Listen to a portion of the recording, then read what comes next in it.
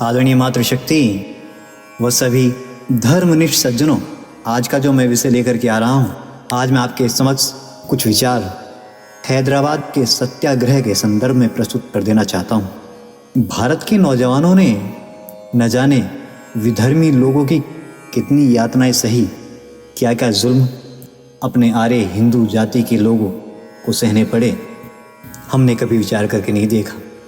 आइए थोड़ा चिंतन करें। कहते हैं कि भारत पर विदेशी ब्रिटिश शासन के समय हैदराबाद एक मुस्लिम रियासत थी, जिसकी जनता बहुसंख्यक हिंदू थी।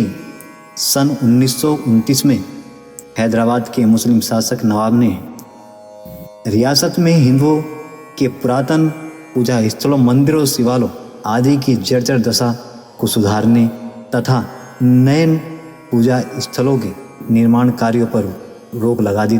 इसके साथ ही हिंदू ग्रंथों और विशेषकर मूर्ति पूजन व सत्याप्रकाश जैसे सत्यवादी ग्रंथों पर भी प्रतिबंध लगा दिया था। इस प्रतिबंध पर हिंदू जनता में रोष उत्पन्न हो गया, इसलिए पूरे भारत में हिंदू समाज में खलबली मच गई। जैसा हैदराबाद स्टेट बहुल हिंदू संख्यक स्टेट थी, जिसे स्टेट का मुस्लिम नवाब बहुसंख्यक मुस्लिम स्टेट में परिवर्तित करने के षड्यंत्र रच रहा था।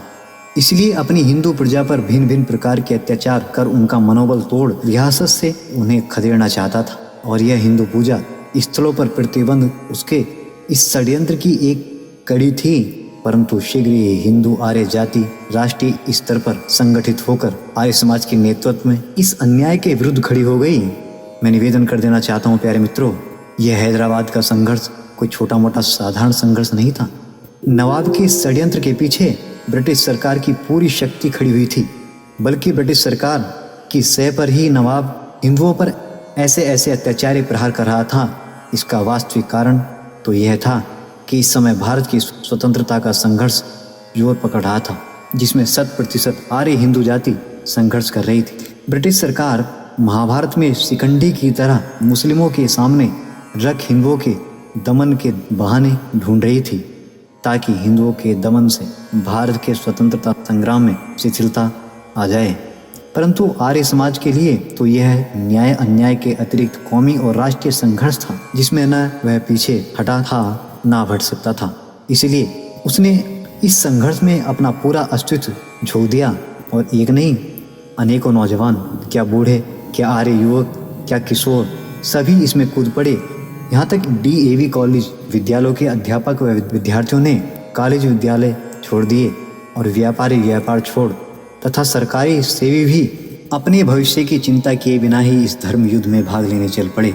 पत्रकार अर्थात सभी आर्य बंधु सत्याग्रह का बलिदान चोला पहन हैदराबाद विजय का संकल्प लिए हैदराबाद मोर्चा पर आ डटे। जो नवाबी अत्याचार बढ़ रहा था, त्यो आर्य हिंदू जाति का संघर्ष ज्वालामुखी का रूप धारण कर रहा था। याद रखना, सिर पर कफन बांधने वालों का ना कोई रास्ता रोक सकता है और ना उन्हें कोई मात दे सकता है। यह यथार्थ सत्य है। ऐसा ही हैदराबाद मोर्चा का परिणाम निकला। हठी और जुनूनी नवाब 8 महीने में ही चारों खाने चित वो नतमस्तक हो गया था। आर्य हिंदू जाति की पूर्णतः विजय हुई, परंतु नवाब ने ऐसे ही घुटने नहीं टेक दिए थे। इस पूर्ण विजय का आर्यों को पूर्ण मूल्य भी देना पड़ा था। नवाब के इस अमानवीय अत्याचारों से दर्जनों आर्य शहीद हुए और सैकड़ों आयु भर के लिए विकलांग और रोगग्रस्त हो गए थे।